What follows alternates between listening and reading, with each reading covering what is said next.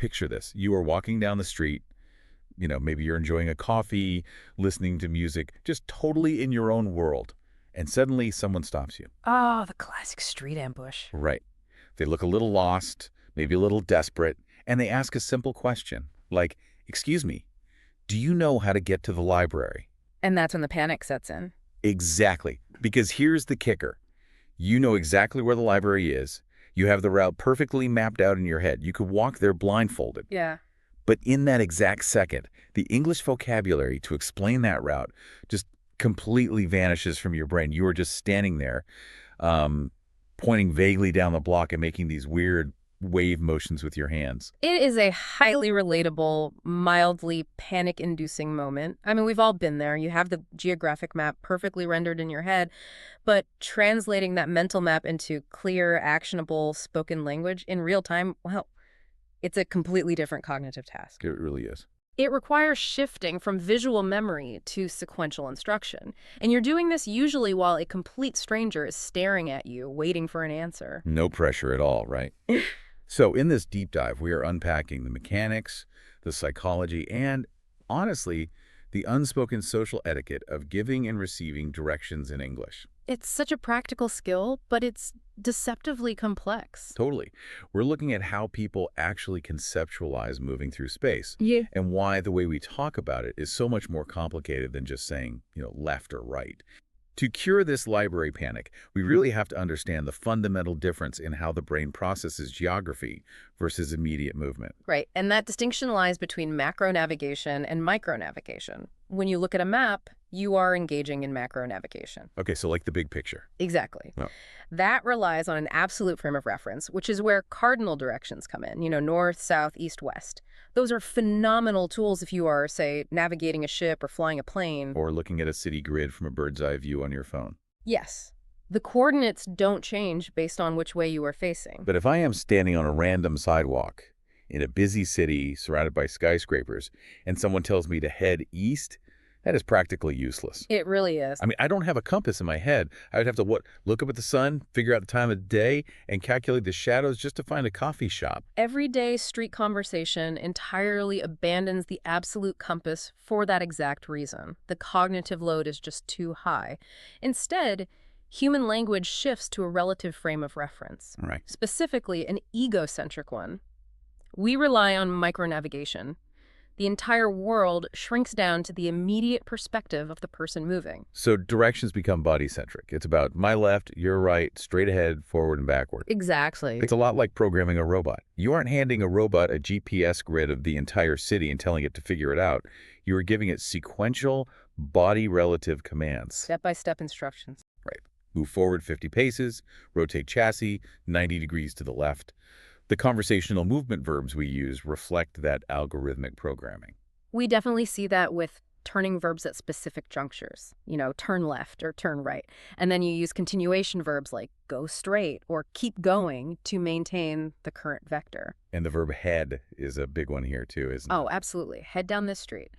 It implies establishing a trajectory. It's a bit less rigid than walk or drive because it focuses entirely on the orientation of the body in space. Like, just start going that way. Right. And then you have traversal verbs like cross or pass. For instance, cross the street or pass the gas station. Meaning you acknowledge the object but keep moving beyond it. Yes. Go past is another variation of that. Assessing these body relative directions is instantaneous for the human brain, whereas, calculating absolute north requires serious mental gymnastics. The flaw in this algorithmic approach, though, is that telling someone to turn left is actually kind of dangerous without an anchor. How so? Well, turn left. Okay, when? Into this brick wall. Into oncoming traffic. The sequential commands are useless unless we pin them to the physical environment. We need a trigger for the action. Ah, I see what you mean. Yes, we need physical landmarks. We are highly visual creatures, and landmarks are fundamentally more natural for us to process than numerical addresses. Definitely. An address like 412 West 5th Street is just an abstract number on an invisible grid. It requires an understanding of how the city's numbers work. Nobody has time for that when they are lost. A landmark, on the other hand, is an immediate visual anchor. Things like an intersection where two roads meet or a traffic light. Or a corner. Right. And our directions are utterly dependent on these structural anchors. especially the physical block itself. The block is a fascinating unit of measurement, particularly in North American cities built on grid systems. It isn't a standardized distance at all, No, not at all. A block in Manhattan is very different from a block in some sprawling suburb. but it functions perfectly as a cognitive unit of progression. Go 2 blocks simply translates to cross 2 intersections. It gives the listener a concrete way to measure their progress without needing, like, a tape measure. And once you have those landmarks, you have to position the final destination relative to them, Yeah. building the sort of verbal micromap. We use relational phrasing for this. Like right next to or across from. Exactly. Between the bank and the grocery store, you are giving the lost person visual context, telling them it's across from the park, tells them what they should see in their peripheral vision when they've arrived. It creates a verification system. If they get there and the park isn't behind them, they know they've messed up the sequence. Now, there's one highly common phrase used at the end of these micromaps that I actually have a serious bone to pick with. Oh, which one? The classic sign-off. You can't miss it. Which Someone one? gives you a labyrinth of turns and landmarks and finishes with this cheery, you can't miss it. Yeah. I argue that this creates immense psychological pressure. It really does feel like that sometimes. It implies that the destination is so obvious, so ridiculously prominent, that only an absolute fool could fail to see it. When I am told you can't miss it, and then I inevitably do miss it, I feel completely incompetent. The anxiety of missing the unmissable, it's a common reaction. But the underlying social function of that phrase is actually intended to reduce anxiety, not cause it. Really, it doesn't feel that way. Well, you can't miss it is an emotional capstone. It's a linguistic safety net where the speaker is signaling that the complex, high-risk part of the navigation is over. They're saying that once you clear the intersections and the turns, the target is going to have high visual salience. So it's supposed to be encouraging. Exactly. It's an expression of encouragement. I suppose the intent is reassuring, even if the execution leaves me wandering around feeling foolish. But navigating landmarks is only half the battle. We also have to explain the empty space between those landmarks. Hmm. And the way we communicate distance in spoken language is, well, it's incredibly subjective. It totally defies logic sometimes. The language of distance is deeply nuanced.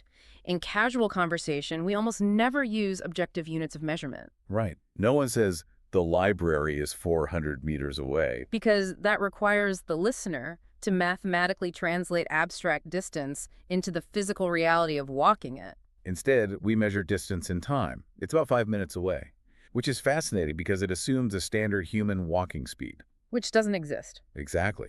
A 5-minute walk for a marathon runner is very different than a 5-minute walk for a family with 2 toddlers. But we use time because it translates directly into human effort. Right, time becomes a proxy for physical exertion. A 5-minute walk feels manageable.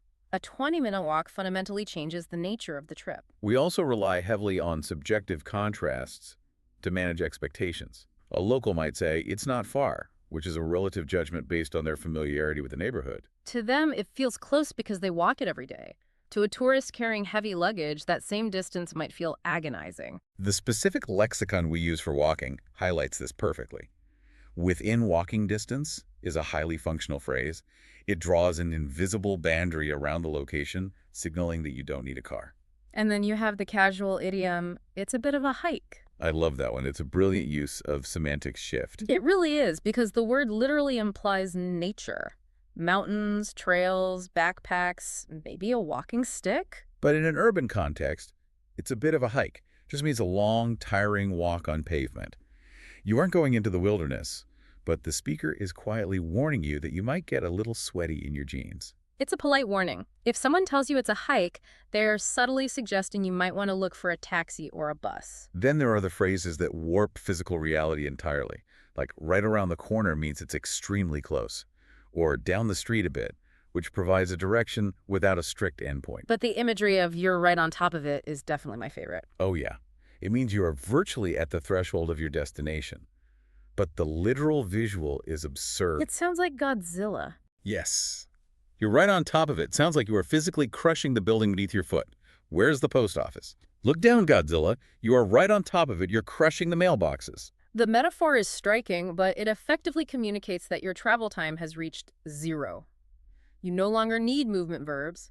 You simply need to alter your perception, look up from your phone, and observe your immediate surroundings. Now, all of this The body-centric verbs, the visual landmarks, the distance idioms, it all relies on a preceding event. Before any knowledge can be exchanged, you have to break the urban social contract. You have to stop a stranger on the street and ask for help. Right. And the sociology of the street interaction is a delicate dance. In crowded environments, we practice civil inattention. We acknowledge others are there, but we avoid engaging to respect their privacy and maintain momentum. Asking for directions requires violating that inattention. You're interrupting their day. Yes, and demanding cognitive labor. That is why the opening moves are so heavily cushioned. You don't just bark, "Where is the library?" You approach with a verbal white flag. Something like, "Excuse me, do you know how to get to the library?" Or the more deferential, "Sorry to bother you, could you point me in the right direction for the museum?" The apology is the crucial cultural lubricant here. Sorry to bother you. Explicitly acknowledges the intrusion. It communicates respect for their time. It transforms the interaction from a demand into a request for mutual aid. And then there's the self-checking approach. "I'm looking for the station. Am I headed the right way?" That's a great one. But sometimes, the person is happy to help, but they unleash a torrent of rapid-fire instructions. Oh, the worst. They rattle off 6 turns and 4 landmarks in 5 seconds. Yeah. You just feel the buffer in your brain overflow. The true test of this interaction is knowing how to pull the emergency brakes. Advocating for your own understanding is vital, but people are often too embarrassed to do it. A simple, "I'm sorry, could you repeat that?" works perfectly. Or a more strategic approach is to blame the medium rather than your own comprehension. "Could you go a little slower? I want to make sure I write it down." It's highly flattering. It signals that their directions are so incredibly valuable that they must be recorded for posterity. And if verbal processing completely fails, the modern lifesaver bridges the gap to the digital. "Could you show me on my phone?" Just in case. Which takes the abstract verbal map and grounds it back onto the macro grid we carry in our pockets. And of course, always end with gratitude. "Thank you so much. That's really helpful," or "I really appreciate it." "Got it, thank you," is a quick, natural way to close it out. So bringing all these elements together, the movement verbs, the visual anchors, the distance idioms, and the social etiquette. Let's analyze some standard scenarios from our sources. Let's start with a local explaining how to find a subway station. Okay, that might sound like this. Go straight down the street for 2 blocks. At the traffic light, turn left. The station is on the corner. You can't miss the sign. The structural brilliance of that sequence is in the phrasing of the turn. At the traffic light, turn left. They place the visual landmark before the action. Exactly. If they said, "Turn left at the traffic light," the listener's brain has to hold the action turning left in suspense while waiting for the trigger. By putting the landmark first, the speaker primes the visual cortex to look for the light. Once they see the light, the action is unlocked. It totally prevents cognitive overload. The information is delivered exactly in the order the physical environment will present it. What about a slightly further destination like a restaurant? That could be. It's a little far to walk. Head down 3 blocks, turn right on Oak Avenue. It'll be on the left, across from a small park. Perfect. Relational phrasing at the end. And what if the person is super close but just confused? You're actually really close. Go back the way you came, cross the intersection. It's the second building on the right. Nice. Let's actually do a quick role play to model one of these scenarios. I'll be a tourist looking for an art museum but going the wrong way, and you be the local. Sounds good. Okay. Excuse me, sorry to bother you. Could you point me in the right direction for the art museum? Am I headed the right way? Oh, actually, you're going in the opposite direction. You'll want to turn around and go straight for about 3 blocks. At the big intersection, there's a traffic light turn right there. It's a big building on the left. You really can't miss it. Okay, let me make sure I've got this. Turn around, go straight for 3 blocks, and then take a right at the traffic light. Exactly. Big building on the left. Got it. Thank you so much. Yeah.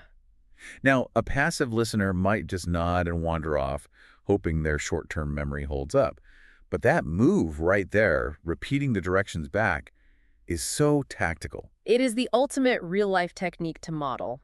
It forces the brain to shift the information from passive auditory processing into active cognitive structure. By repeating it, you aren't just memorizing it, you are confirming your mental model of the environment. And it gives the local a chance to catch any miscommunications.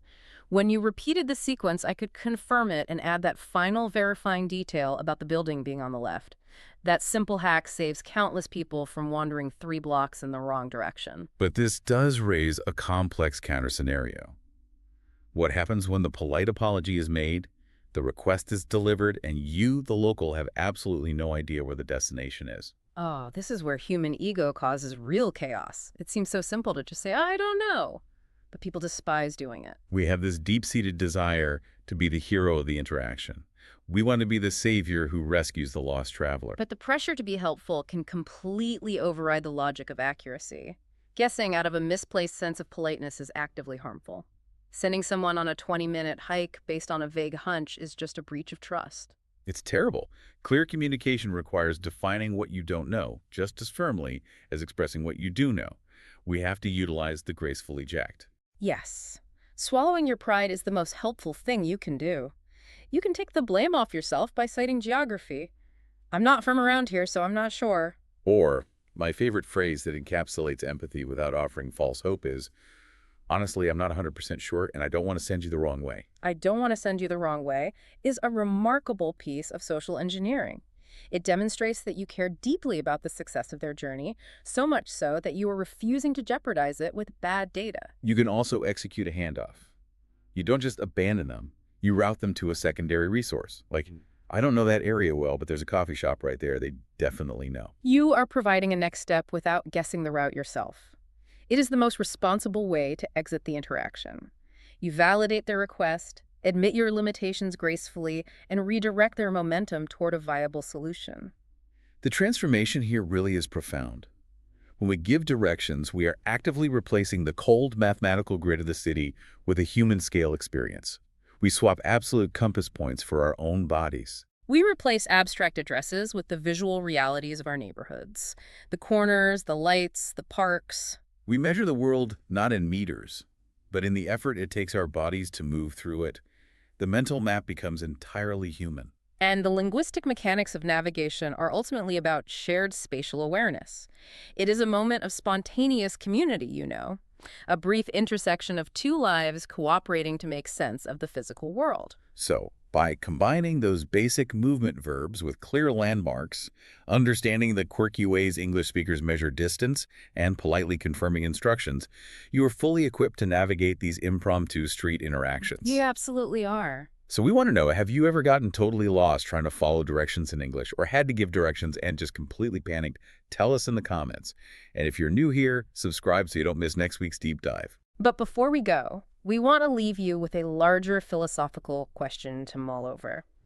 As we become completely reliant on digital maps and, blue dots on our screens to navigate, is our physical relationship to giving directions fundamentally changing? That's a great question. In a few years, will terms like blocks and landmarks become entirely obsolete, replaced by a society that only knows how to follow a glowing line on a phone? Definitely something to consider the next time someone stops you on the street asking you to point them in the right direction.